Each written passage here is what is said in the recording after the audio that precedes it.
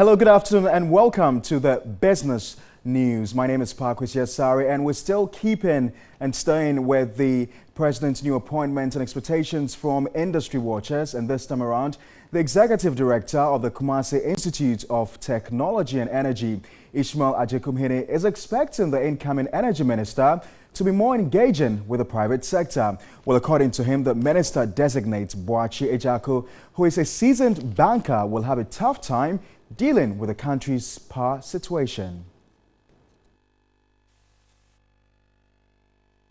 Experience in banking, investment and finance, has been named the next energy minister.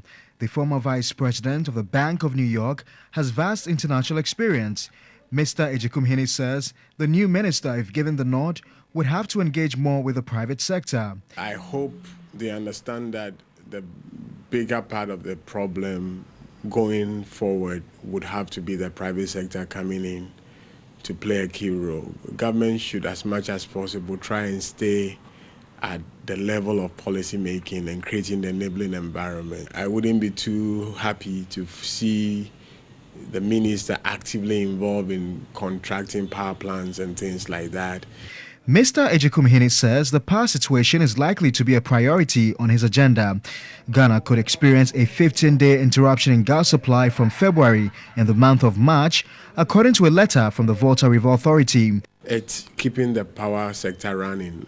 The fact that we seem to have papered over what the key challenges are. The problems we used to have in the past wasn't so much store capacity thing. Even at the time where we were running those heavy deficits, the installed capacity at the time was more than what we needed. So if it's water that is not in the lake, or if it's gas that is not coming through Nigeria or even Atuabo, or it's money to buy crude, those problems haven't disappeared. Energy think tank, the Africa Center for Energy Policy, had earlier predicted a return of the power crisis in this year, attributing it to inadequacy of fuel to power the country's generation plants. All right, so let's move away from the power sector and focus on transport, because the Minister Designate for Transport, Kweku Ofori-Isiamah, says a reduction of transport cost, spare parts and domestic aviation taxes are some major issues he will tackle if he's approved by Parliament. 47-year-old Kweku Ofori-Isiamah is a graduate of University of Cape Coast and holds a Bachelor of Commerce degree. After his national service with Ghana Ports and Harbours Authority (TEMA) in 2000, he worked as marketing manager at Household Aluminium Company Limited. He has also worked at Quest Resource Development Consultants Limited and as general manager at Josa Plus Ventures. We promise in our manifesto that we have a look at spare parts, the cost of spare parts. We have a look at the education on our roads.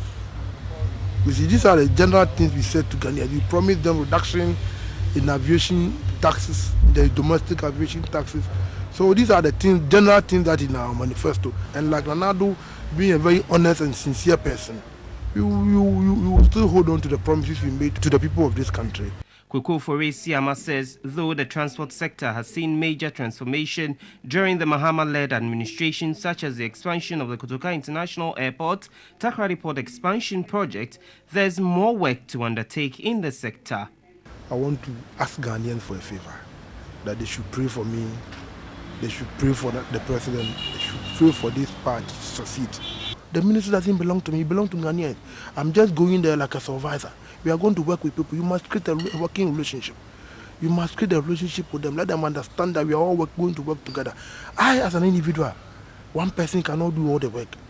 He served as a member of the MPP campaign team in the Central Region in 2008, 2012 and 2016 and its National Council from 2009 till date.